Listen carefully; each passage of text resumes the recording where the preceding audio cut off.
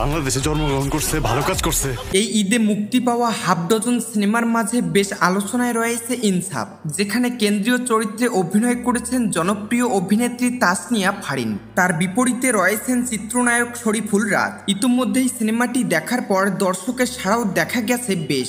এই সিনেমার মুখ্য এক চরিত্রে রয়েছেন অভিনেতা মোশাররফ করিমও। কিন্তু ইনসাফের পর্দায় হঠাৎ চঞ্চল চৌধুরীকে দেখে হতবাক দর্শক, বিশেষ করে তার লুক তাক লাগিয়েছে দর্শকদের। ইনসাফের কাস্টিং লিস্টে ছিল না চঞ্চল চৌধুরীর নাম, অন্তঃপর হলে যাওয়ার পর দর্শকরা চমকে গেছেন স্বাভাবিকভাবেই। মোশাররফ করিম, চঞ্চল চৌধুরী, তাসনিয়া ফারিন সবাই অনেক সুন্দর অভিনয় করছে।